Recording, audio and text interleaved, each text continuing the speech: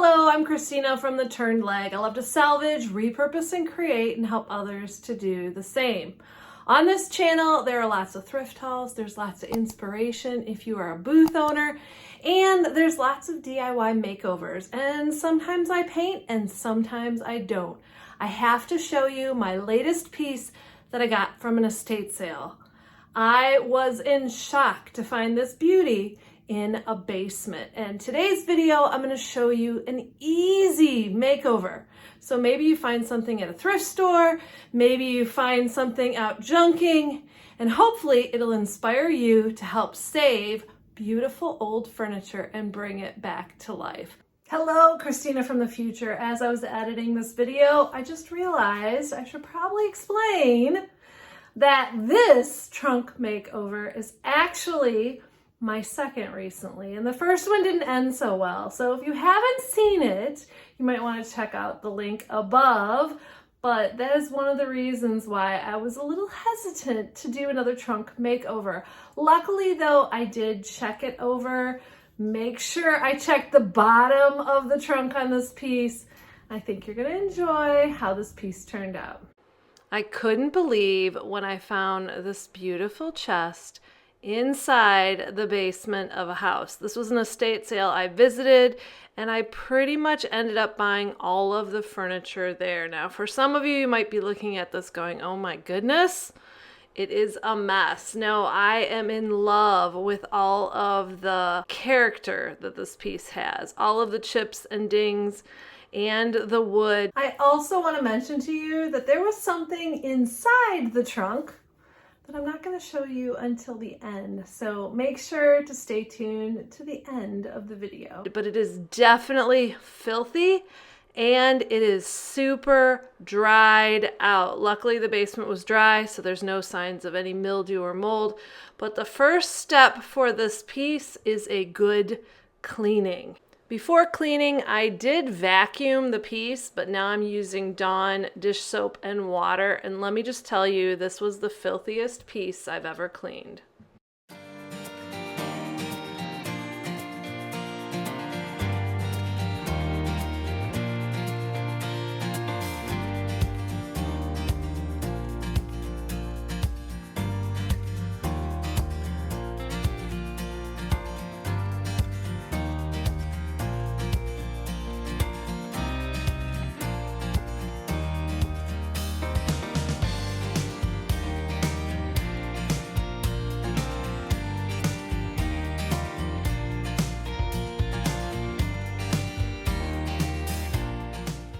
And as I was cleaning, it was just so filthy. Check out the little rivers that were almost pure mud.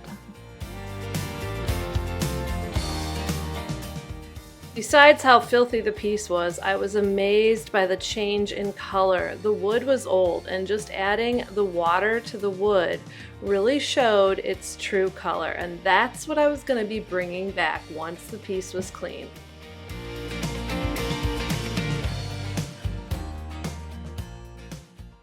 The more I worked on this piece, the more I got to enjoy its true character. The handles had been replaced, nails had been added, lots of chips and dings for the life it had led, but I was so excited that I would be bringing it back to life.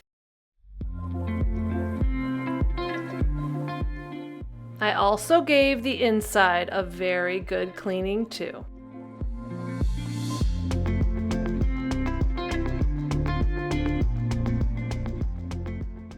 The piece had been so dried out that the grain on the wood was already raised quite a bit and uneven, and washing it with soap and water did not help. So I grabbed a 320 grit sandpaper block and I sanded everything down just a little bit. I still wanted it to kind of look rough, but I didn't want any big splinters. For this project, I'm going to be using Sweet Pickings oil wax to help restore this piece. It is a product that will actually rejuvenate the wood and seep in and restore it to its original beauty. I'm going to be using the clear, but you can also get oil wax in a color. They sell it in dark and black and white, so it's kind of like a stain and top coat in one. If you need oil wax for your next project, you can shop my online store at shoptheturnedleg.com or get it in my booth at Plaza Antiques and Collectibles Mall in Lincoln Park, Michigan. In this case, I'm going to use the clear because the wood is aged, so it's going to darken a lot just by adding the moisture. Adding oil wax is so easy. All you do is brush it on, let it sit for 15 minutes, and then you'll wipe any excess back. It's really that simple. And adding more coats will help to give you a super durable, water-resistant finish. And it's a one and done. No need to reapply the finish over time. After 15 minutes have passed, you need to wipe back any excess oil wax. Usually I take a cloth and then a fresh cloth to wipe any remaining. In this case, the piece was so dried out, it pretty much had soaked it all in. So I began to work on the next section. As you're working on your piece, you can do it section by section as long as you remember every 15 minutes to stop and wipe back the area that needs it. The oil wax will harden and dry unevenly unless it is removed. But besides that, it's a pretty simple process. You can also put oil wax over metal. In this case, I'm putting it over the hardware. It's not going to soak in as much, but it will help to protect it. Once the whole trunk had been coated with oil wax and wiped back, there was quite a transformation in color. I also noticed we were still having some issues with the wood grain on the top of the trunk.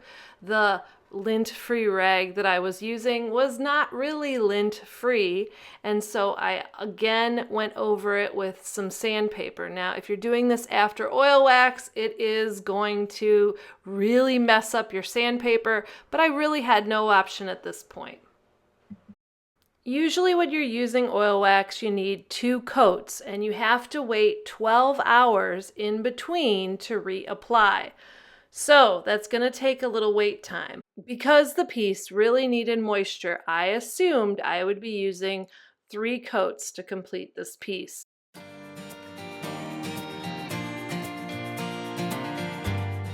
I was happy to see the second coat did not soak in as much and the wood was becoming saturated.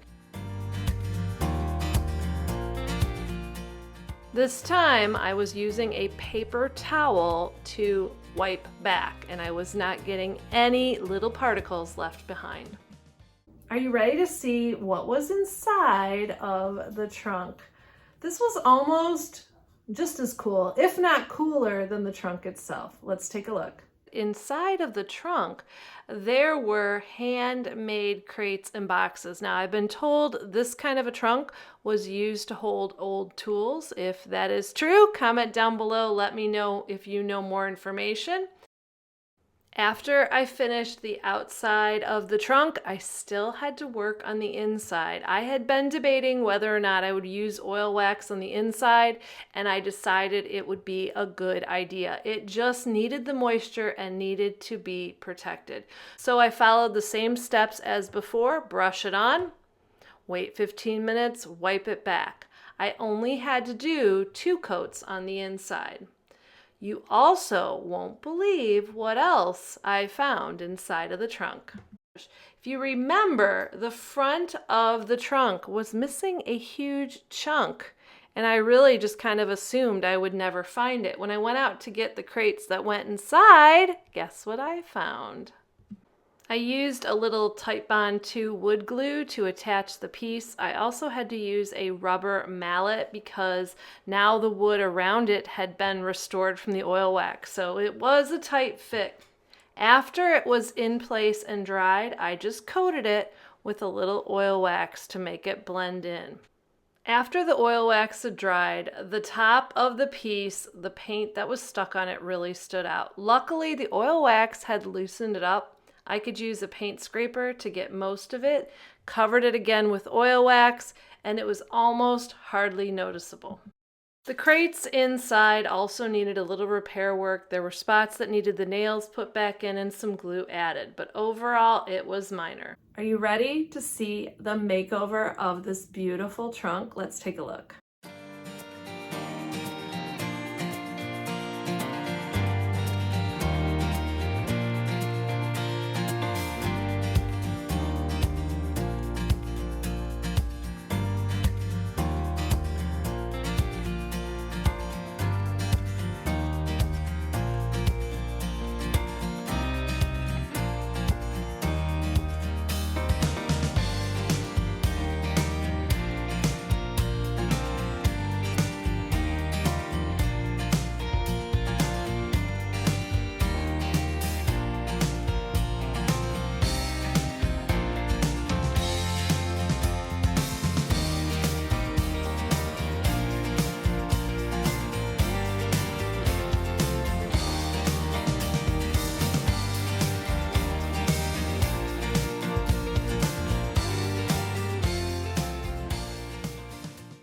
Thank you so much for watching this video. I hope it has inspired you to get out there and salvage, repurpose, and create and save all of the good old junk. I just also want to say one final thing, and that is a big thank you to all of you who watch me regularly here. Thank you so much for all of your comments and for subscribing. Also, thank you so much for understanding. Last week I didn't put out a new video because, you know what, sometimes this is like being on a hamster wheel, and I want to make sure the content I give you is good. And sometimes I just need a little break, which I was so grateful for last week. Plus, this project was taking a little longer than usual because of the dry time. So I appreciate all of you so very much for watching every week. And I will always try my best to get out videos to you in a timely manner. But thank you so much. I appreciate you.